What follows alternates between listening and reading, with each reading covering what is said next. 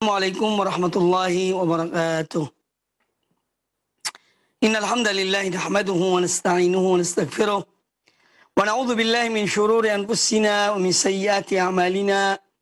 May yahdihillahu fala mudilla lahu wa man yudlil fala hadiya lahu. Asyhadu an la ilaha illallah wahdahu la syarika lahu wa asyhadu anna Muhammadan abduhu wa rasuluh. Ya ayyuhalladzina amanu taqullaha haqqa tuqatih ولا تموتن إلا وأنتم مسلمون يا أيها الناس اتقوا ربكم الذي خلقكم من نفس واحدة وخلق منها زوجها وبث منهما رجالا كثيرا ونساء واتقوا الله الذي تساءلون به والأرحام إن الله كان عليكم رقيبا يا أيها الذين آمنوا اتقوا الله وقولوا قولا سديدا يصلح لكم أعمالكم ويغفر لكم ذنوبكم ومن يطع الله ورسوله فقد فاز فوزا عظيما أما بعد فإن أحسن الحديث كتاب الله وخير الهدي هدي محمد صلى الله عليه وآله وسلم وشر الأمور محدثاتها وكل محدثة بدعة وكل بدعة ضلالة وكل ضلالة في النار. Kaum muslimin dan kaum muslimat, para pemirsa dan para pendengar televisi dan radio Roja dimanapun Anda berada, semoga senantiasa dirahmati Allah Subhanahu wa taala dan dilindungi dari berbagai keburukan serta diberikan berbagai kebaikan. Alhamdulillah, pada kesempatan yang baik ini kita kembali bertemu dalam pembahasan hadis-hadis Nabi sallallahu alaihi wasallam dari kitab Riyadhus Shalihin min kalami Sayyidil Mursalin sallallahu alaihi wasallam yang ditulis oleh Imam Abu Zakaria Yahya bin Sharaf An-Nawawi rahimahullah ta'ala rahmatan wasi'ah. Pembahasan kita yang terakhir sampai pada bab tentang istihbab tahsinis saut bil Quran. Bab dianjurkannya membaca, berindah suara ketika membaca Al-Quranul Karim. Dan ini telah kita bahas pada pertemuan yang lalu. InsyaAllah kita masuki pada bab yang berikutnya, yaitu babu al-hathi ala suwarin wa ayatin makhsusatin. Al-Imam An-Nawawi rahimahullah ta'ala menulis bab ini yang maknanya yaitu anjuran, bab tentang anjuran untuk membaca ya sebagian surat dan ayat-ayat yang khusus. Ya. Jadi Al-Quranul Karim ini kitab Allah yang tiada keraguan padanya, la raiba fihi, tiada keraguan pada Al-Quranul Karim. Nah, ada dalam Al-Quranul Karim beberapa surat yang tentu lebih utama dari surat yang lainnya. Demikian pula ayat yang lebih utama dari ayat yang lainnya. Ini bukan berarti membeda-bedakan Al-Quranul Karim, tidak. Tetapi memang demikian yang diberitahukan oleh Rasulullah sallallahu alaihi wasallam. Maka kewajiban kita adalah beriman kepada apa yang beliau sampaikan. Beriman kepada apa yang beliau sabdakan. Selama itu adalah sahih, datangnya dari Nabi sallallahu alaihi wasallam, maka kita wajib untuk beriman, kita percaya, kita amalkan apa yang disampaikan oleh beliau sallallahu alaihi wasallam. Adapun Al-Quran secara umum, secara utuh, kita tetap beriman dan wajib beriman kepada Al-Quranul Karim. Semua Al-Quranul Karim itu adalah kalamullah, yaitu Allah yang berbicara. Allah yang menyampaikan kepada Jibril, kemudian Jibril menyampaikan kepada Rasulullah sallallahu alaihi wasallam. Babul hathi ala suwarin wa ayatin makhsusah. Bab tentang dianjurkannya kita membaca sebagian surat-surat tertentu dan ayat-ayat yang tertentu. Dan ini banyak riwayatnya. Banyak riwayatnya. Ya, seperti misalnya tentang ayatul kursi. Kita dianjurkan membacanya setiap selesai sholat 5 waktu. Kita dianjurkan membacanya dalam bagian dari zikir pagi dan petang. Kita dianjurkan membacanya ketika akan tidur, ya, karena ayat tersebut adalah ayat yang a'zamu ayatil Quran, ya, ayat yang paling agung dalam Al-Quranul Karim. Dan itu perintah dari Nabi Sallallahu Alaihi Wasallam. Demikian pula surat-surat tertentu seperti surat Al-Ikhlas, surat Al-Kafirun, ya, dan yang lainnya dari surat-surat Al-Quranul Karim yang dia memiliki keutamaan, ya, dari yang lainnya. Adapun hadis yang dibawakan oleh Al-Imam An-Nawawi rahimahullah ta'ala, yang pertama adalah hadis Abu Sa'id Rafi bin Mu'alla. Qala An-Nawawi rahimahullah an Abi Sa'id Rafi ibn al-Mu'alla radhiyallahu anhu qala.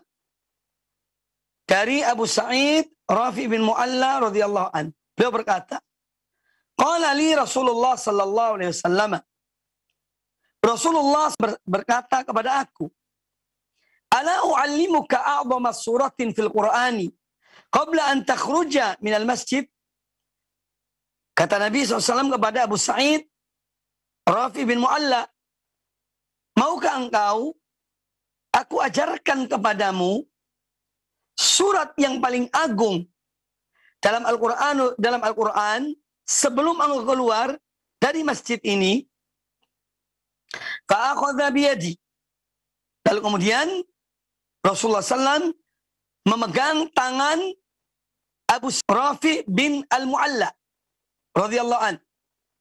Falamma aradna an nakhruja, maka ketika kami akan keluar dari masjid, qultu, aku berkata, ya Rasulullah, wahai Rasulullah, qulta, engkau mengatakan tadi, la u'allimannaka a'zama suratin fil Quran. Aku benar-benar akan mengajarkan kepada engkau surat yang paling agung dalam Al-Quran.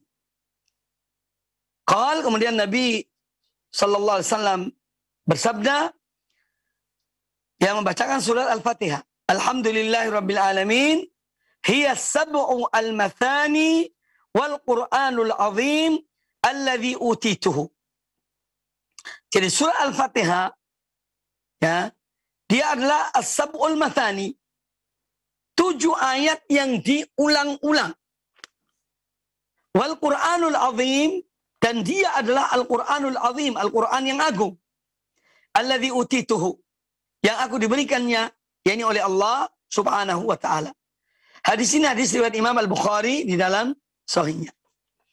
Nah, kejadian ini atau hadis ini ada kejadiannya. Bagaimana telah dinukil oleh dalam hadis yang sahih, yaitu dalam hadis ini juga, bahwa kata Abu Sa'id Al-Mu'alla radhiyallahu anhu, beliau berkata, kuntu usalli fil masjid. Pernah aku sedang sholat di masjid. Masjid yang dimaksud adalah Masjid Nabawi di kota Madinah. Fada'ani Rasulullah sallallahu alaihi wasallam, falam ujibhu. Ketika aku sedang sholat, aku dipanggil oleh Rasulullah sallallahu alaihi wasallam. Falam ujibhu, namun aku tidak mendatangi beliau ketika dipanggil, karena Abu Rafi sedang sholat, karena Abu Sa'id sedang sholat. Fakultu ya Rasulullah, setelah selesai sholat, Abu Rafi datang menemui Nabi sallallahu alaihi wasallam. Lalu fakultu, kata Abu Sa'id, aku berkata kepada Rasulullah SAW, ya Rasulullah, wahai Rasulullah, inni kuntu usalli. Sesungguhnya aku, yakni ketika engkau memanggil aku sedang sholat. Faqal, maka Nabi sallallahu alaihi wasallam berkata kepada Abu Sa'id Rafi ibnul Mu'alla, faqal, alam yaqulillahu, bukankah Allah telah mengatakan, yakni dalam Al-Quranul Karim, ya ayyuhalladzina amanu, wahai orang-orang yang beriman, istajibu lillahi walir rasul. Jawablah panggilan Allah dan panggilan Rasul. Idza da'akum, kalau dia memanggilmu. Ya, kalau dia memanggilmu, idza da'akum lima yuhyikum. Kalau dia memanggilmu kepada sesuatu yang menghidupkan engkau. Surat Al-Anfal ayat yang 4. Surat Al-Anfal ayat yang ke-24.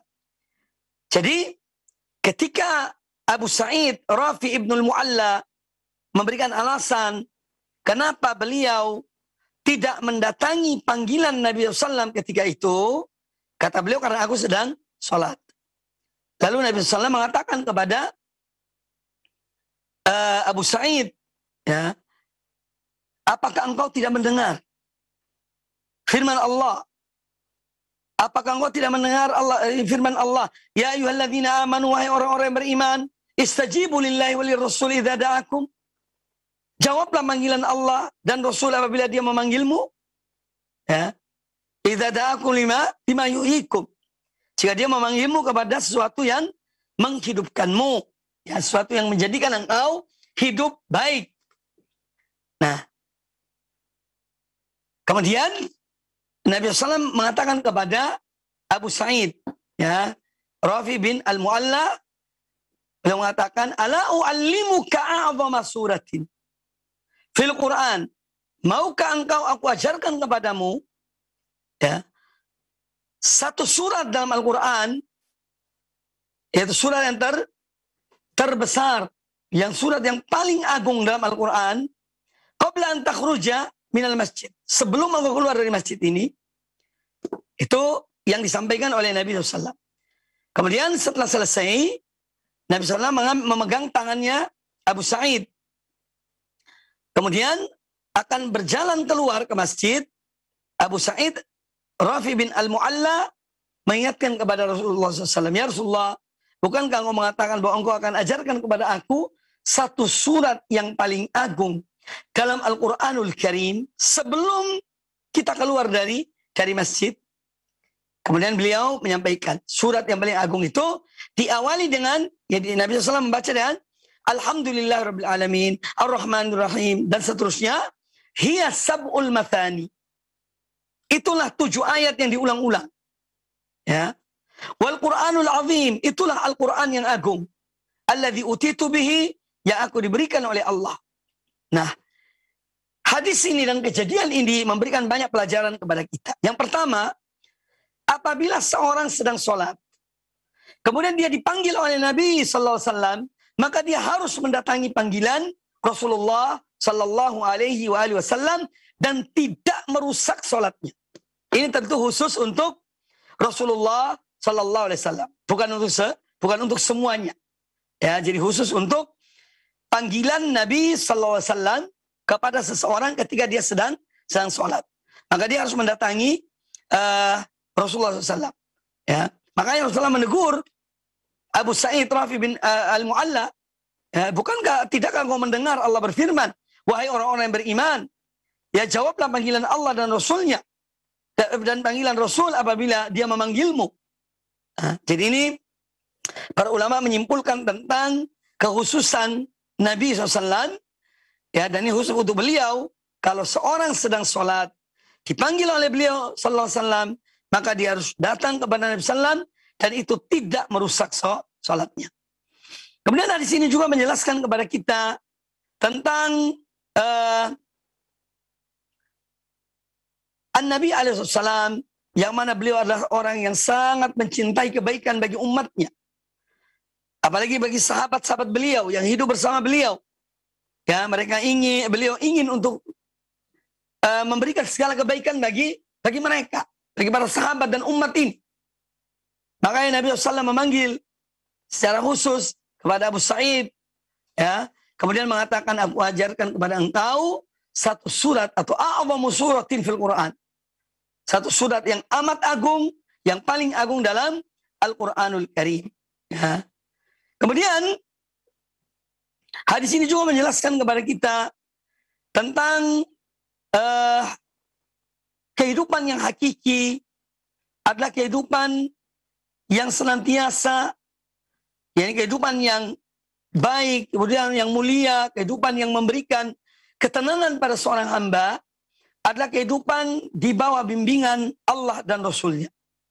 Ketika seorang mengikuti Allah, beriman pada Allah, beriman pada Rasulnya, beriman pada Al-Quranul Karim, mengikuti sunnah Nabi Sallallahu Alaihi Wasallam, maka itulah hakikat kehidupan yang tenang, hati yang tentram, ketika mengikuti dan mentaati Allah dan Rasulnya, Nabi kita Muhammad Sallallahu Alaihi Wasallam.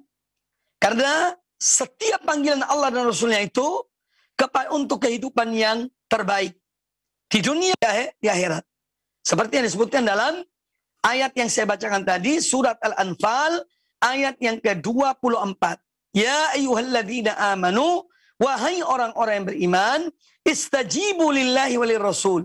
Jawablah panggilan Allah dan Rasul, idza da'akum lima yuhyikum. Ketika dia Rasulullah menyeru kalian, memanggil kalian kepada sesuatu yang menjadikan kalian itu hidup. Hidup yang sebenarnya. Hidup yang penuh dengan kebahagiaan dan ketenangan. Hidup yang selamat dari azab Allah. Ya, itu kalau menjawab panggilan Allah dan Rasulnya, Nabi kita Muhammad Sallallahu Alaihi Wasallam. Kemudian hadis ini juga menjelaskan kepada kita tentang dibolehkannya ya melebihkan satu surat atas surat yang lainnya dalam Al-Quranul Karim. Ya, sebagaimana yang disebutkan oleh Rasulullah SAW dalam hadis ini, ya, a'adhamu suratin. Beliau sendiri yang mengucapkan tentang surah Al-Fatihah adalah a'adhamu suratin, surat yang paling agung, yang paling mulia dari surat-surat Al-Quranul Karim. Nah, ini juga menunjukkan bahwa kedudukan-kedudukan sebagian surat seperti surah Al-Fatihah yang berbeda dengan surat yang lainnya. Apa contohnya? Contohnya surah Al-Fatihah. Dia menjadi salah satu dari rukun-rukun sholat. Seorang kalau sholat tidak membaca surah Al-Fatihah, maka sholatnya tidak diterima. Tidak sah. Ya. Hingga dia membaca surah Al-Fatihah. Ya, walaupun nanti ada masalah yang lain, masalah khilaf tentang apabila jamaah, imam membaca dengan suara yang keras. Apakah wajib bagi makmum juga membaca surah Al-Fatihah atau tidak? Khilaf di antara ulama, sebagian tetap mengatakan dia bahwa makmum tetap membaca surat Al-Fatihah. Meskipun imam membaca dengan suara yang keras. Sebagian ulama mengatakan ya wajib bagi makmum untuk membaca surah Al-Fatihah ketika imam membaca dengan suara yang keras. Dia cukup mendengarkan apa yang dibaca oleh imam. Ya, ini masalah khilafiyah. Nah, jadi intinya bahwa surah Al-Fatihah ini adalah rukun, salah satu rukun dari rukun-rukun sholat. Lain halnya dengan surat-surat yang lainnya. Adapun surat yang dibaca sesudah Al-Fatihah, itu hukumnya sunnah. Hukumnya sunnah. Kalaupun seorang misalnya, dia setelah membaca Al-Fatihah, dia tidak membaca surat, dia langsung ruku, maka sah sholatnya. Sahnya. Nah, jadi ini menunjukkan keutamaan ya surat Al-Fatihah. Ya, dan dia mempunyai ya kedudukan yang berbeda dengan yang lainnya, walaupun itu adalah sama-sama Al-Quranul Karim. Sama-sama Al-Quranul Karim. Secara umum kita wajib tentu memuliakan, wajib mengagungkan Al-Quranul Karim. Kemudian di dalam hadis ini juga menunjukkan bahwa surat Al-Fatihah itu yang disebut dengan As-Sab'ul Mathani. Ya. Ya, sebagaimana Allah berfirman dalam surat Al-Hijr ayat yang ke-87. Allah berfirman dalam surat Al-Hijr ayat 87, "Walaqad atainaka sab'an minal mathani wal Qur'anal 'azim." Ya, dan sungguhnya kami telah memberikan kepada engkau sab'an minal mathani, 7 ayat yang diulang-ulang, wal Quran al-azim, dan Quran yang agung. Yang dimaksud dengan as-sab'ul mathani di sini dan Al-Quran yang azim, yang agung adalah surat Al-Fatihah. Ini ditafsirkan sendiri oleh Rasulullah sallallahu alaihi wasallam. Ya, karena beliau orang yang paling mengetahui tentang Al-Quranul Karim. Maka beliau yang menafsirkan. Dan tugasnya beliau adalah untuk menafsirkan menjelaskan apa yang Allah turunkan kepada beliau. Kemudian dalam hal ini juga perlu kita pahami tentang perbedaan permasalahan yang terjadi, perbedaan pendapat para ulama. Dan ini masalah khilafiyah yang memang tidak perlu diperdebatkan atau saling misalnya menghujat dan yang lainnya karena ikhtilaf ini, tidak. Yaitu tentang apakah Bismillahirrahmanirrahim itu ya salah satu dari ayat dalam surat Al-Fatihah. Nah, di sini ada beberapa pendapat para ulama. Ya, yang perlu diketahui dalam hal ini bahwa para ulama semua sepakat tentang Bismillahirrahmanirrahim yang ada pada surat An-Naml ayat yang ke-30, innahu min Sulaiman wa innahu bismillahirrahmanirrahim, bahwa ini adalah bagian dari yakni Al-Quranul Karim dan ayat dari surat An-Naml ke-30. Situ ada Bismillahirrahmanirrahim.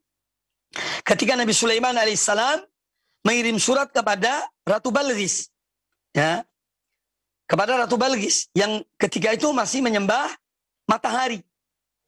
Ya, innahu min Sulaiman, bahwasanya ini dari Sulaiman.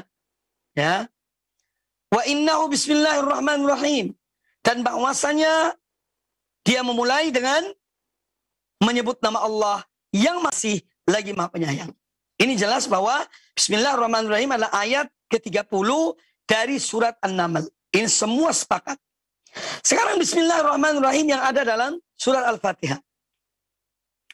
Bismillahirrahmanirrahim yang ada dalam surat Al-Fatihah ada ikhtilaf di antara ulama. Ya.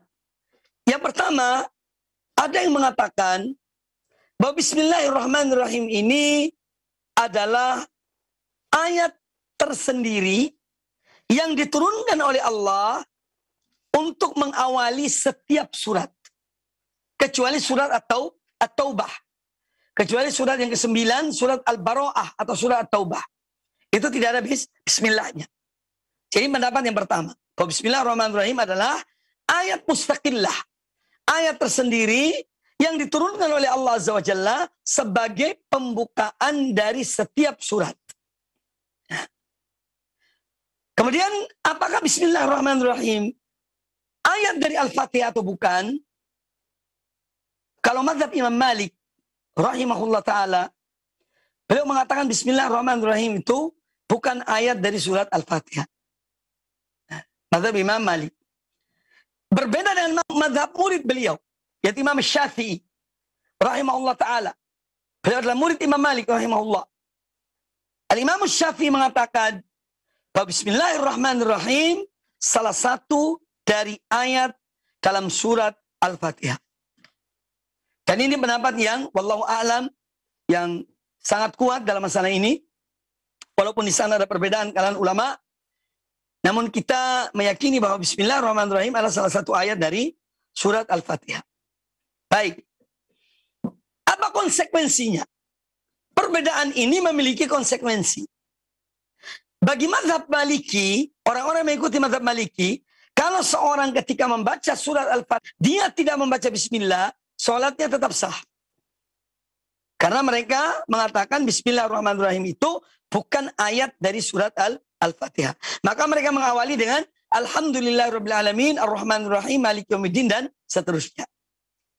Bagi mazhab Syafi'i, kalau seorang tidak membaca Bismillahirrahmanirrahim dalam ketika membaca Al-Fatihah, maka sholatnya tidak sah. Karena apa? Bismillahirrahmanirrahim adalah salah satu ayat dari surah Al-Fatihah. Lalu bagaimanakah penghitungan 7 ayat itu? Antara dua mazhab ini. Nah, kalau mazhab Syafi'i, Bismillah dimasukkan. Ya. Ayat yang terakhir itu dijadikan satu. Ya. Bismillahirrahmanirrahim. Alhamdulillahirrahmanirrahim.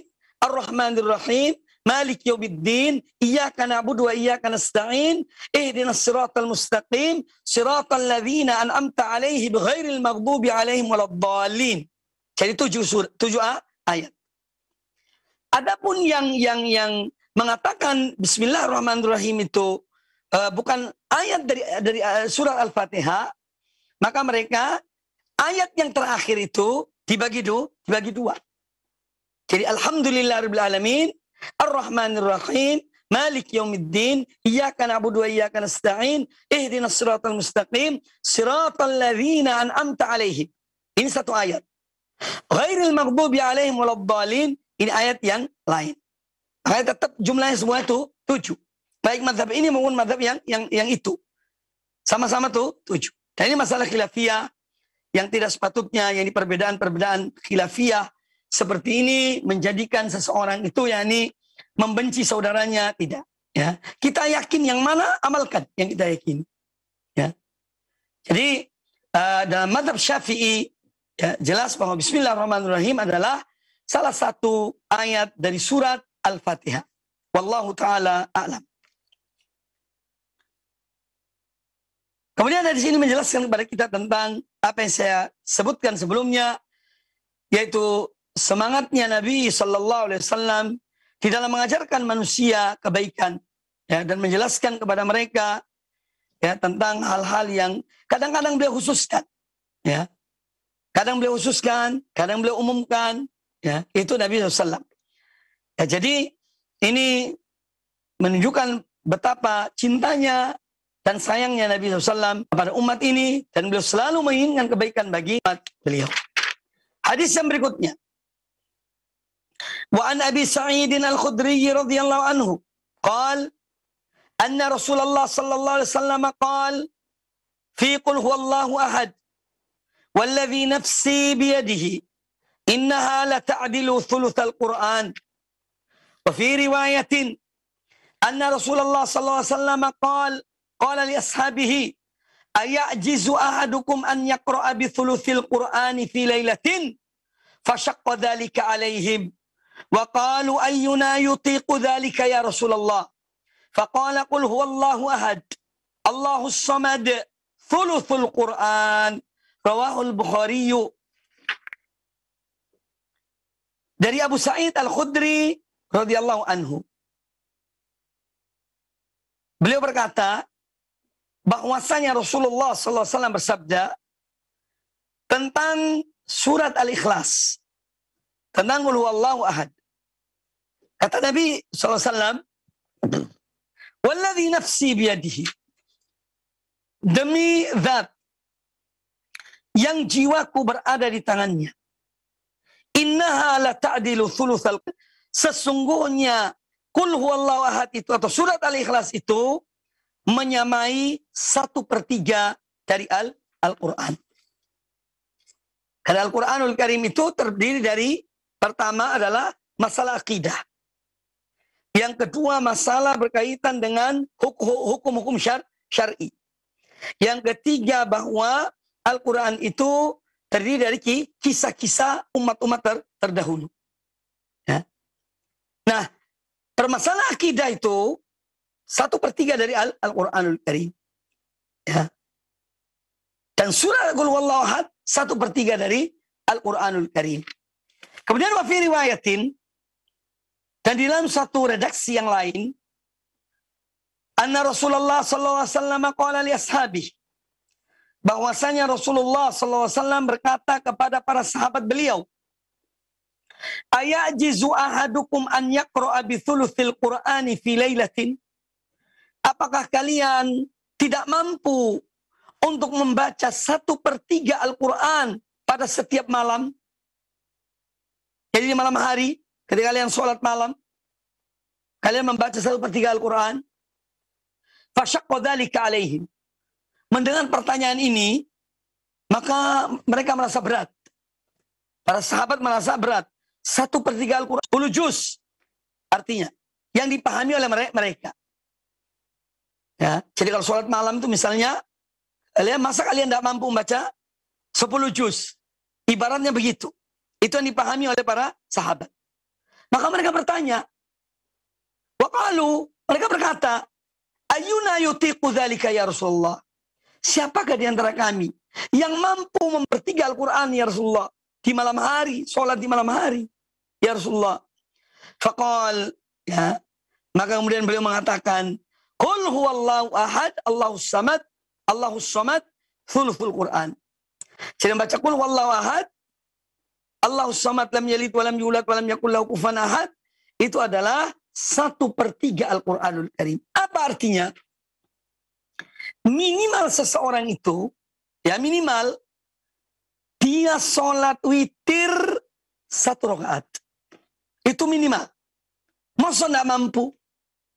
Ya. Membaca sholat, melaksanakan sholat witir 1 rakaat, dia membaca setelah Al-Fatihah, baca qul huwallahu ahad. Ini yang dimaksud oleh pertanyaan dari Nabi SAW. Ya. Tapi yang dipahami oleh para sahabat, ketika pertama kali mendengar, bahwa yang dimaksud dengan 1/3 Al-Quran itu adalah, ya kurang lebih 10 juz. Makanya fasyaqqa alaihim. Mereka merasa, waduh berat. Ya. Kalau kemudian mereka bertanya, ya Rasulullah, siapa di antara kami yang mampu membaca 1/3 Al-Quran ketika sholat di malam hari? Kemudian beliau menjelaskan bahwa qul huwallahu ahad itu 1/3 Al-Quranul Karim. Nah, hadis ini menjelaskan kepada kita tentang keutamaan surat Al-Ikhlas. Dan bahwasanya dia menyamai 1/3 Al-Quranul Karim. Ya. Menyamai 1/3 Al-Quranul Karim. Dan apabila kita cermati tentang qul huwallahu ahad, ya, katakanlah wahai Muhammad, Allah dia Maha Esa. Ya, mentauhidkan Allah. Tiada sembahan yang hak kecuali Allah. Qul huwallahu ahad. Menanamkan kepada kita akidah tauhid. Kalau kita menyembah hanya kepada Allah, kita beribadah hanya kepada Allah, ya, kita memohon hanya kepada Allah, kita merengek hanya kepada Allah, bukan kepada manusia. Ya, kita mengadu hanya kepada Allah, kita sembah, kita sujud dan ruku hanya untuk Allah. Ya. Ini yang berat. Kemudian Allahus Samad, Allah tempat bergantung semua makhluknya, ya. Semua itu bergantung pada Allah Azza wa Jalla. Mereka berharap pada Allah Subhanahu wa taala, ya. Dan Allah memberikan kepada seluruh hamba-hambanya, seluruh makhluknya. Dia yang mengatur, dia yang menguasai, dia yang memberikan rezeki, ya. Ini menunjukkan kebesaran dan keagungan Allah Azza wa Jalla. Semua makhluknya bergantung kepada Allah Ta'ala. Maka jangan bergantung pada selain Allah, apalagi kepada orang mati. Ya. Kau bergantung pada orang mati. Orang mati didoakan. Ya. Siapapun orangnya didoakan. Semoga Allah mengampuninya. Semoga Allah merahmatinya. Semoga Allah masukkan dalam surga. Semoga Allah melindunginya dari azab kubur. Ya. Ini doa untuk orang yang meninggal. Bukan kita bergantung pada orang yang telah meninggal. Dia sendiri butuh doa dari kita. Orang-orang yang telah meninggal itu, mereka mengharapkan doa orang-orang yang masih hidup. Ya. Dan Allah mensifati orang-orang mukminin tentang kecintaan satu dan yang lainnya antara mereka. Salah satunya adalah orang-orang yang masih hidup mendoakan orang-orang yang telah meninggal dari orang-orang beriman.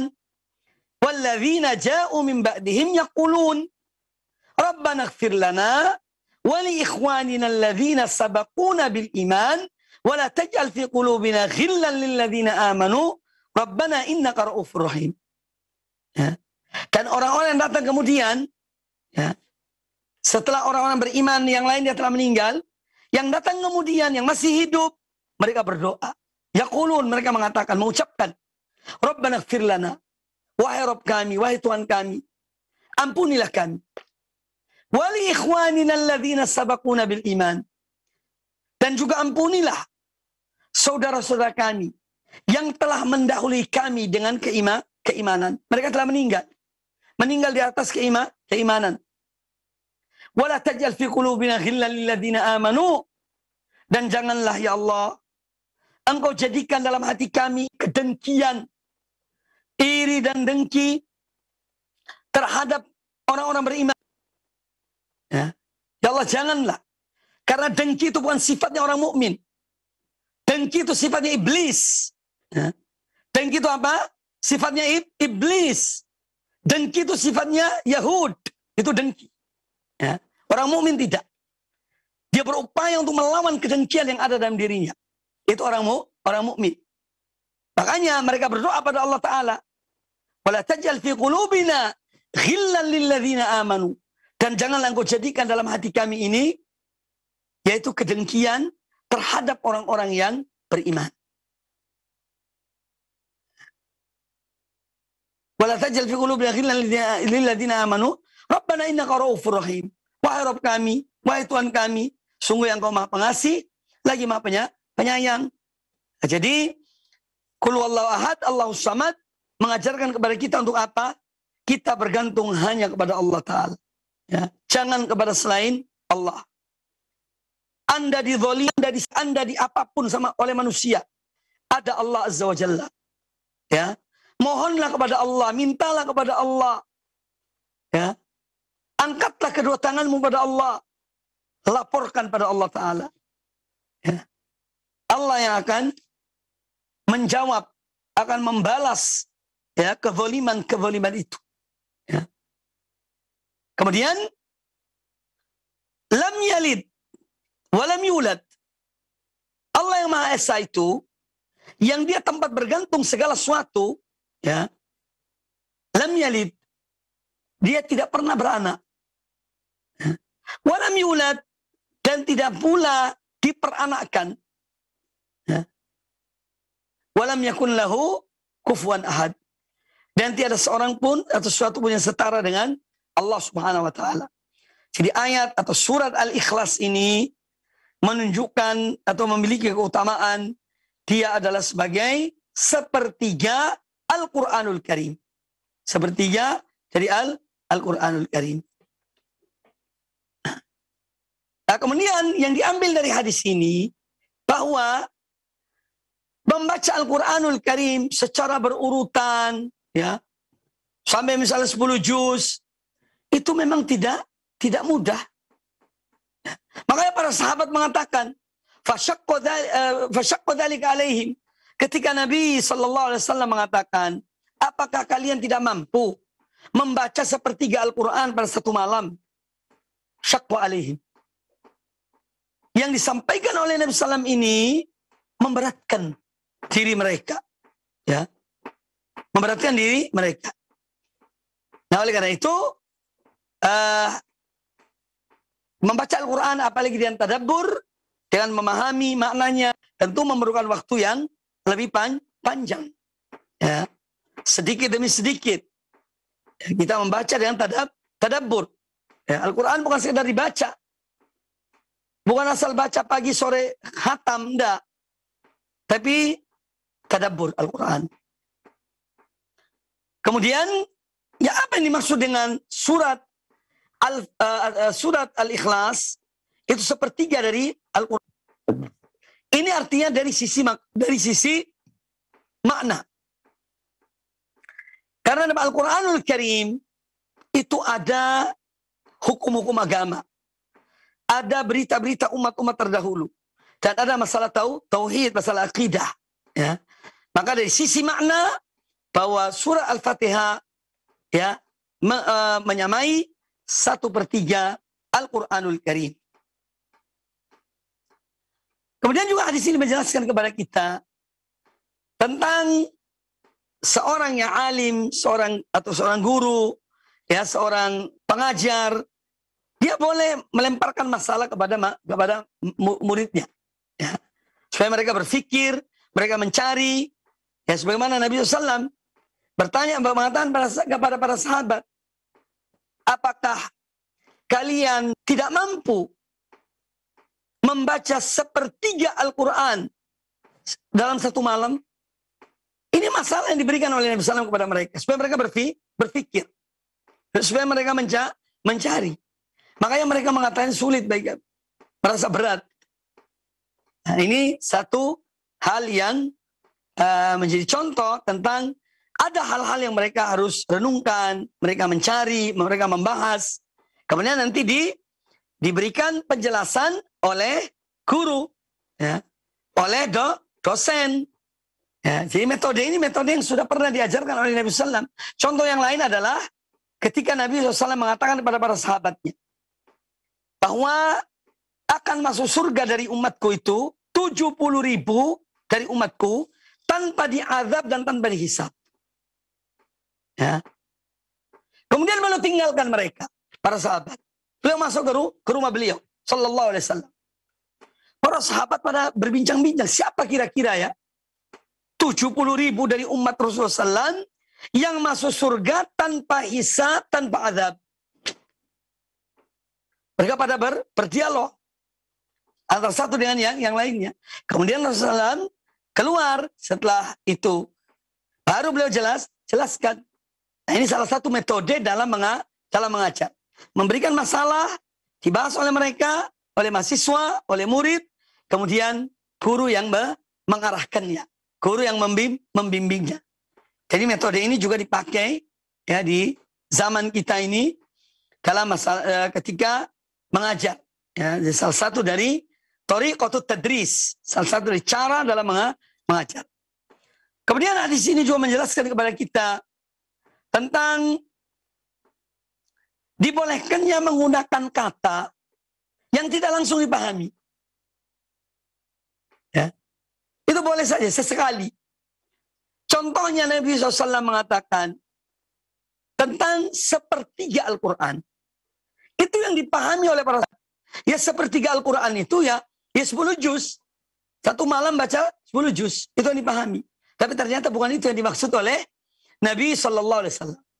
Yang belum maksud hanya surat yang pendek, singkat, ya, padat.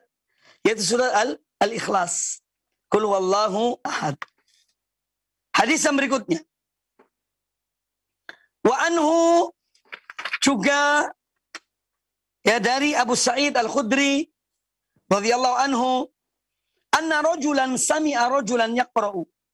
Pernah ada seseorang di kalangan sahabat dahulu, seseorang mendengar sahabat yang lain membaca Allahu ahad. Yuraddiduha, dia berulang-ulang membaca Qul huwallahu ahad, Allahu samad, lam yalid wa lam yulad wa lam yakul lahu kufuwan ahad. Terus dia ulang-ulangi membaca surat Al-Ikhlas ini. Falamma asbaha, ya, ja'a ila Rasulillah sallallahu alaihi wasallam. Ketika di pagi hari, sahabat yang mendengar sahabat yang lain mengulang-ulangi membaca Qul huwallahu ahad itu datang menemui Rasulullah sallallahu alaihi wasallam.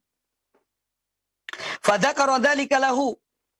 Lalu kemudian orang itu menyampaikan kepada Rasulullah bahwa dia mendengar ada seorang yang dia mengulang-ulangi surat Al-Ikhlas.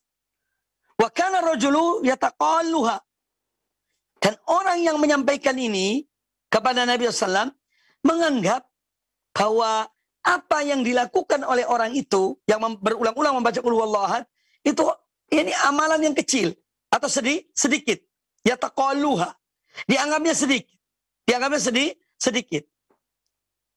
Setelah mendengar apa yang disampaikan oleh orang ini kepada Nabi sallallahu alaihi wasallam tentang orang yang mengulang-ulangi membaca Qul huwallahu ahad itu, faqala Rasulullah sallallahu alaihi wasallam, maka Rasulullah sallallahu alaihi wasallam bersabda, "Walladzi nafsi biyadihi." Demi zat yang jiwaku berada di tangannya. Yani demi Allah. Innaha la ta'dilu thulutsal Qur'an. Sesungguhnya Qul huwallahu ahad itu atau surat Al-Ikhlas itu menyamai 1/3 Al-Quran. Jadi hadis ini juga tidak jauh berbeda dengan hadis yang sebelumnya, hanya saja sebabnya berbeda. Ya. Jadi ini juga menunjukkan bahwa Al-Quran, bahwa surat Qul huwallahu ahad atau surat Al-Ikhlas sama dengan 1/3 Al-Quranul Karim. Nah, yang diambil dari hadis ini, ya, yang diambil dari hadis ini,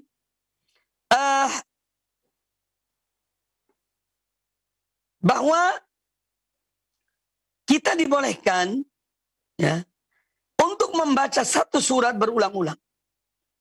Ya. Termasuk dalam sholat. Ya. Dalam sholat pun begitu. Misalnya seorang sholat, rakaat pertama baca qul huwallahu ahad. Rakaat kedua baca qul huwallahu ahad. Tidak mengapa, boleh saja. Ya. Tidak mengapa. Atau mungkin 2 surat. Ya. Dalam satu rakaat juga boleh. Tidak ada larangan. Kemudian bahwa di sini menjelaskan kepada kita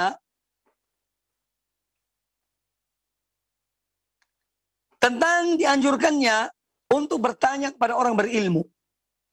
Jadi kalau seorang tidak paham tentang sesuatu, apalagi masalah yang berkaitan dengan agama, hendaknya dia bertanya kepada orang berilmu. Sebagaimana sahabat tadi yang mendengar seseorang membaca berulang-ulang, membaca Al-Qul Huwallahu Ahad, dia kemudian bertanya kepada Rasulullah Sallallahu Alaihi Wasallam. Maka ini pun satu pendidikan bagi kita, ya, bahwa orang yang tidak mengetahui hendaknya bertanya kepada orang yang mengetahui. Orang yang tidak berilmu, bertanyalah kepada orang yang berilmu. Ya. Fas'alu ahla dzikri in kuntum la ta'lamun. Bertanyalah kepada orang berilmu kalau kalian tidak punya ilmu. Ya. Di sini disebutkan dua kelompok manusia. Was'alu atau fas'alu ahla dzikri in kuntum la ta'lamun. Bertanyalah ilmu kalau kalian tidak mengetahui. Ya. Disebutkan yang pertama adalah orang yang tidak berilmu. Allah perintahkan kepada mereka, kelompok yang tidak berilmu ini, untuk bertanya kepada kelompok yang berilmu. Ya. Ada 2 macam manusia. Ada yang berilmu, ada yang tidak berilmu. Kewajiban yang tidak berilmu, bertanya kepada yang berilmu. Dan kewajiban yang berilmu, menjawab orang yang tidak berilmu, pertanyaan orang yang tidak berilmu. Masing-masing mempunyai kewajiban. Kewajiban bertanya dan kewajiban menjawab. Ya. Ini ajaran agama kita sangat mulia. Ya. Sangat mulia. Dan itu semua harus dengan penuh keikhlasan kepada Allah Subhanahu wa ta'ala. Dalam kita bertanya karena Allah. Ya. Bukan untuk menguji seseorang. Tapi betul-betul bertanya. Demikian pula yang menjawab. Kalau bisa menjawab, alhamdulillah. Kalau tidak bisa menjawab, ya tidak usah menjawab. Karena fatwa itu adalah tanggung jawab. Seorang ketika dia berfatwa, dia bertanggung jawab di hadapan Allah Subhanahu wa ta'ala. Makanya para sahabat dahulu saling menolak. Saling, ya ini kalau ada pertanyaan disuruh ke sahabat yang lain. Karena takwanya mereka, ya, kepada Allah Subhanahu wa ta'ala. Nah kalau sekarang belum ditanya sudah jawab, ya, menghati-hati dan masalah fatwa. Ya. Kemudian di sini menjelaskan kepada kita tentang keutamaan dari surat Al-Ikhlas, ya, yang dia menyamai 1/3 Al-Quranul Karim. Kemudian hadis yang berikutnya, wa an Abi Hurairah radhiyallahu anhu, anna Rasulullah sallallahu alaihi wasallam qala fi qul huwallahu ahad innaha ta'dilu thulutsal Quran. Dari Abu Hurairah radhiyallahu anhu bahwasanya Rasulullah sallallahu alaihi wasallam bersabda tentang surat Qul Huwallahu Ahad, tentang surat Al-Ikhlas, innaha ta'dilu thulutsal Quran. Sesungguhnya surat Al-Ikhlas itu menyamai 1/3 Al-Quran. Hadis riwayat Imam Muslim, ya. Hadis riwayat Imam Muslim. Jadi Imam An-Nawawi rahimahullah membawakan beberapa riwayat yang maknanya sama sebetulnya, tapi dari beberapa orang sahabat, ya, dari beberapa orang sahabat Rasulullah SAW. Yang pertama tadi dari Abu Sa'id Al-Khudri, ya, Malik bin Sinan. Kemudian yang kedua dari seorang sahabat yang tidak disebutkan namanya di sini. Kemudian yang ketiga sekarang ini dari Abu Hurairah radhiyallahu an.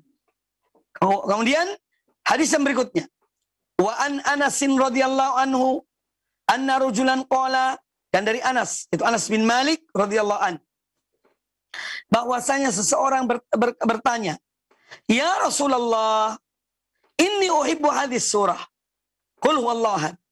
Wahai Rasulullah, sesungguhnya aku mencintai surat ini, yaitu surat Al-Ikhlas, Qul huwallahu ahad. Qal, kata Nabi sallallahu alaihi wasallam, Inna hubbaha ya adkhalakal jannata.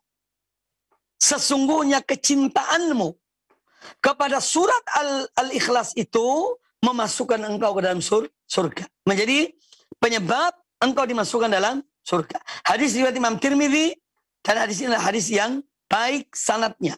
Baik sanadnya. Nah, hadis ini menjelaskan kepada kita tentang ya bolehnya membaca satu surat ya di dalam sholat ya, walaupun bacaannya pada setiap rakaat. Karena pernah ada seorang imam, dikisahkan dalam hadis ini, seorang imam itu membaca surat pertama ketika sholat memimpin kaum muslimin ya, dalam sholatnya. Pertama dia membaca Al-Fatihah, kemudian dia membaca surat yang dia inginkan. Kemudian sebelum ruku dia membaca Qul Huwallahu Ahad. Pada rakaat kedua juga demikian. Dia membaca Al-Fatihah, kemudian membaca surat yang lain, kemudian sebelum ruku dia membaca surat Al-Ikhlas. Ya. Sehingga para sahabat ini bertanya. Kemudian mereka menyampaikan kepada Nabi SAW.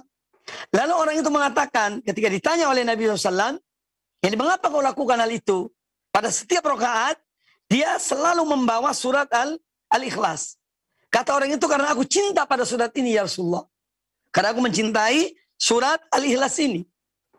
Ya, maka kemudian Nabi SAW mengatakan kepadanya, "Inna hubbaha adkhalakal jannah." Sesungguhnya kecintaanmu kepada surat Al-Ikhlas itu menyebabkan engkau dimasukkan dalam surga Allah Subhanahu wa taala. Ya, maka kita dianjurkan, maka kita diperintahkan untuk mencintai Al-Qur'anul Karim. Mencintai kalamullah. Ya. Kata Utsman bin Affan radhiyallahu taala anhu, "Lau taharat qulubuna ma syabi'at min kalami rabbina." Seandainya hati-hati kita ini suci, hati-hati kita ini bersih, ikhlas betul pada Allah Ta'ala, maka dia tidak akan kenyang dari yakni Al-Quran, dari kitab Rabb kami, dari kalam, dari ucapan-ucapan Allah Subhanahu wa Ta'ala. Lakin subhanallah, Allahul Musta'an, saya mohon pada Allah Ta'ala semoga hati-hati kita disembuhkan oleh Allah Azza wa Jalla. Fenomena yang ada sudah berbeda. Ya. Kecintaan kepada HP dan yang lainnya lebih daripada Al-Quranul Karim. Entah diakui atau tidak, disadari atau tidak. Maka kembali pada Al-Quranul Karim, ada jalan keselamatan. Dan membacanya, bertadabbur, memahami Al-Quranul Karim. Ya. Karena dia adalah kitab hidayah, kitab petunjuk. Nah, hadis ini menjelaskan kepada kita tentang apa tadi? Yaitu keutamaan ya, orang yang mencintai surat Al-Ikhlas. Ya. Mencintai surat Al-Ikhlas. Orang yang mencintainya, dia dimasukkan surga oleh Allah Subhanahu wa Ta'ala. Ya. Dan seorang masuk surga karena apa? Karena tauhidnya. Tapi tauhid yang benar. Ya. Bukan tauhid yang meragukan. Ya. Tauhidnya betul-betul bergantung hanya pada Allah. Memohon hanya kepada Allah. Meminta hanya pada Allah. Ya, menyembah hanya kepada Allah. Tauhid yang sebenarnya. Ya. Yang tidak ragu kepada Allah Azza wa Jalla. Bahasanya la ilaha illa huwa. Tiada sembahan yang hak kecuali Allah Subhanahu wa Ta'ala. Dia tempatnya kita bergantung, kita memohon, kita berharap ya, hanya kepada Allah Subhanahu wa Ta'ala. Adapun selainnya adalah fuqara. Semua itu miskin. Yang maha kaya, yang maha kuasa, yang maha mendengar, yang maha pemberi, hanya Allah Subhanahu wa Ta'ala. Maka kuatkan tauhid kita, kuatkan akidah kita, tidak hanya dalam ceramah, tapi dalam realita, dalam kenyataan. Ya, hendaknya kita selalu berkaitan, ya, silah ikatan kita dengan Allah Subhanahu wa Ta'ala harus selalu kuat. Harus selalu kuat, ya, yaitu akidah dan tauhid kita. Kemudian hadis yang berikutnya, sedikit lagi, satu hadis lagi. Wa Uqbah radhiyallahu anhu anna Rasulullah sallallahu alaihi wasallam qala, dari Uqbah bin Amir radhiyallahu an, bahwasanya Rasulullah SAW bersabda, "Alam taro ayatin unzilat hadhihi lailata lam yura mithluhunna qattu." Rasulullah SAW bersabda, ya, "Alam taro ayatin, tidakkah engkau melihat beberapa ayat, sejumlah ayat unzilat hadhihi lailah yang diturunkan malam ini, lam yura mithluhunna qattu, yang tidak pernah dilihat seperti ayat-ayat tersebut." Kemudian beliau mengatakan, ini ayat-ayat apakah itu? Qul a'udzu birabbil falaq wa qul a'udzu birabbin nas, yaitu 2 surat.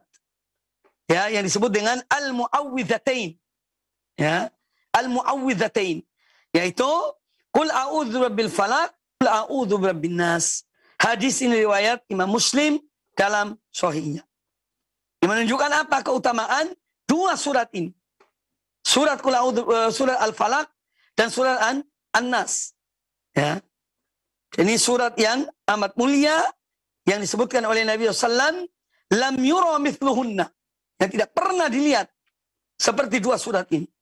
Makanya kita dianjurkan apa? Setiap selesai sholat 5 waktu, di antara zikir sesudah sholat 5 waktu adalah membaca 3 surat ini. Qul huwallahu ahad, qul a'udzu birabbil falaq, qul a'udzu birabbin nas.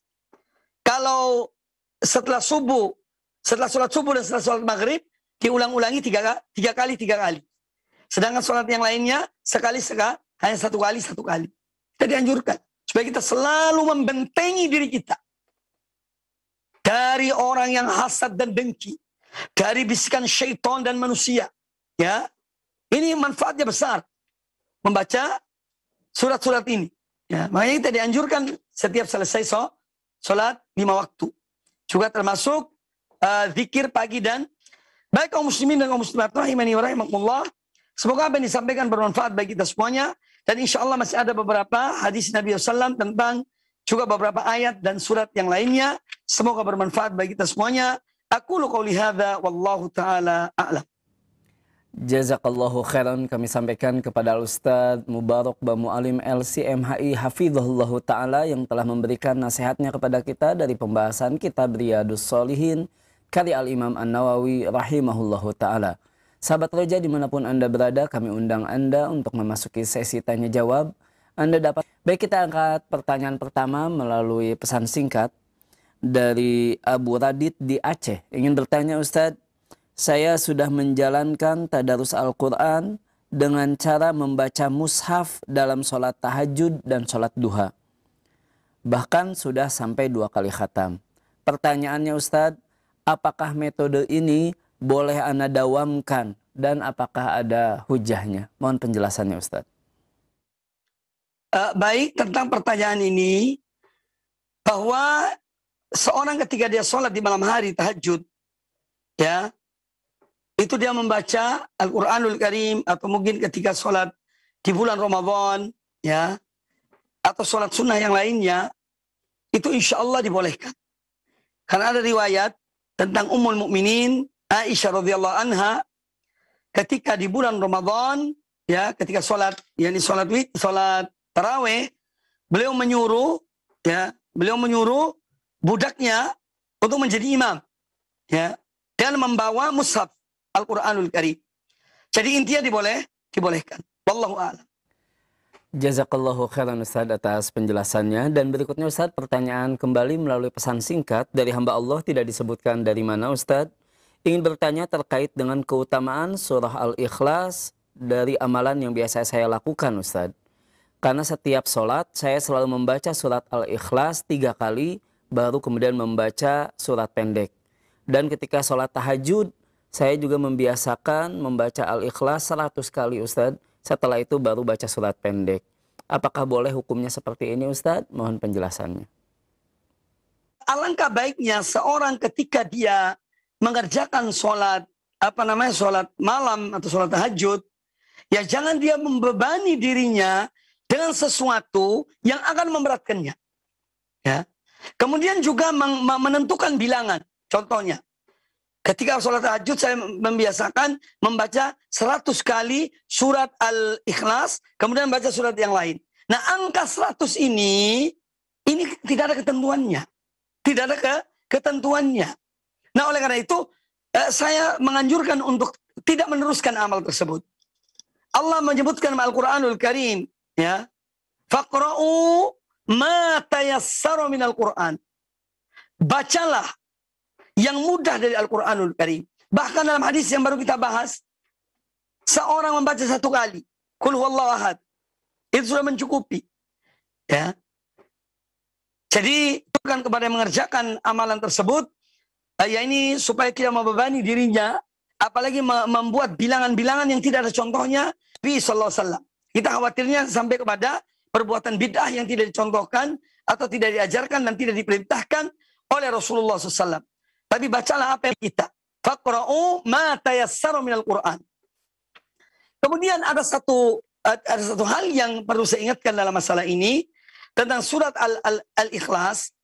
Ada sebuah riwayat dari Nabi sallallahu alaihi wasallam, ya, tentang membaca surat Al-Ikhlas sebanyak 10 kali. Meskipun hadis ini sebagian ulama ada yang mendhaifkannya, sebagian ada yang mengatakan hadis ini hasan, baik derajatnya. Yaitu seorang membaca surat Al-Fatihah, ya, orang yang membaca surat Al-Ikhlas 10 kali, ya, dari pertama sampai akhir, itu dibangun rumah baginya di surga oleh Allah Subhanahu wa taala. Itu keutamaan yang disebutkan dalam hadis tersebut bagi orang yang membaca surat Al-Ikhlas 10 kali. Ya. Tetapi tidak disebutkan dalam sholat. Tidak disebutkan dalam sholat. Hadisnya umum. Ya. Jadi misalnya seorang sedang duduk-duduk, yang mungkin tidak ada kerjaannya, ya dia baca Qul huwallahu ahad sebanyak 10 kali. Nah, ini yang ada. Meskipun memang riwayat itu ada ikhtilaf di antara ulama, di antara yang menghasankan, yang mengatakan sanad hadis ini baik adalah Syekh Muhammad Nasruddin Al-Albani rahimahullah ta'ala. Adapun ulama-ulama yang lainnya, mereka mendhaifkan hadis tersebut. Wallahu a'lam. Jazakallahu khairan Ustaz atas penjelasannya dan semoga membuat kita menjadi semakin baik dalam beramal. Dan untuk berikutnya Ustaz, kita angkat pertanyaan terakhir melalui line telepon. Kami persilahkan. Halo, Assalamualaikum warahmatullahi wabarakatuh. Waalaikumsalam warahmatullahi wabarakatuh. Dengan siapa di mana Ibu? Dari Ummu Sabila di Pekanbaru. Silahkan Ibu. Ya, Assalamualaikum warahmatullahi wabarakatuh, Ustaz. Waalaikumsalam. Ustaz, ya, selama ini saya dengar baca surah Al-Mulk itu dianjurkan setiap malam, setiap hari untuk menjauh dari azab kubur, sehingga dari azab kubur. Yang kedua, surah Sajadah. Bagaimana surah Sajadah, Ustaz? Apakah kita dianjurkan juga membacanya setiap malam? Syukurnya Ustaz. Jazakallah khair. Assalamualaikum warahmatullahi wabarakatuh. Waalaikumsalam warahmatullahi wabarakatuh. Tafadhol Ustaz. Kalau pertanyaan pertama tentang surat Al-Mulk. Bahwa surat Al-Mulk itu kalau dibaca dianjurkan membacanya setiap malam. Dan di antara fadilah atau keutamaannya adalah seorang terhindar dari azab kubur, dilindungi dari azab kubur. Itu hadisnya sahih, ya.